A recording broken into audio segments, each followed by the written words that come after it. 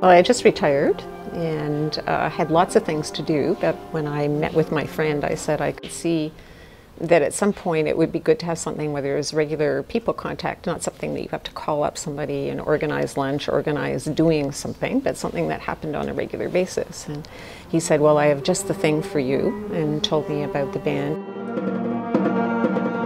I started working on this project about how to do a PhD studying music education for seniors. And in the book review I did, it was talking about New Horizons, so the international association. And I decided to start a band to study the population in the concert band. I had never played an instrument before. I had never learned how to read music before. And to have that sense of accomplishment and of really learning something totally new and different has been really great. It's really fun. So I was interested in the psychological aspect, so I decided to use some questionnaires. This is great to assess quality of life, anxiety, depression. But for physiological measures, it requires different instruments. So we really have to do blood pressure tests, and also for the breathing capacity, I use spirometry tests. I'm studying the impact of music, but also comparing it with a group of people that do not participate in the band.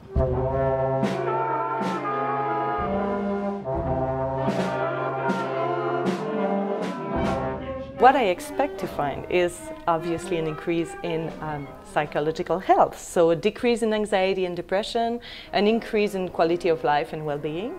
I can almost feel my brain working sometimes, and that's a quality of life thing, I think, is to really feel that you're learning something and something totally new.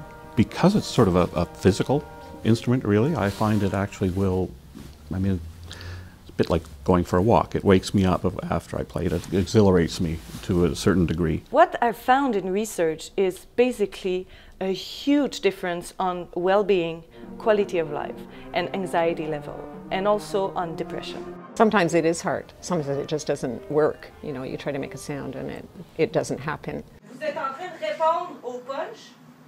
It's the expectations that are getting in the way sometimes. People are professionals or were professionals before retirement, so they are used to being good at what they do.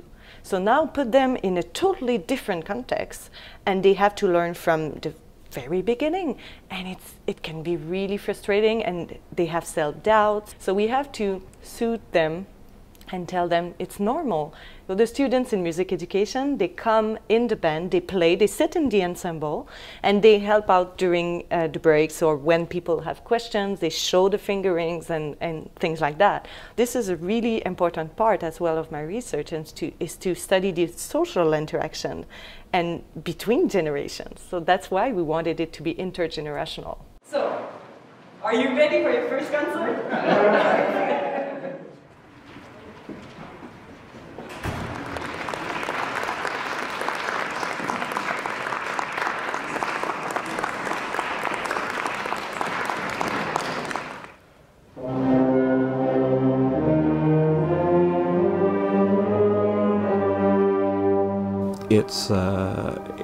It's really special to do something together, I find. And I think maybe that's part of the charm of music. It's a very neat feeling.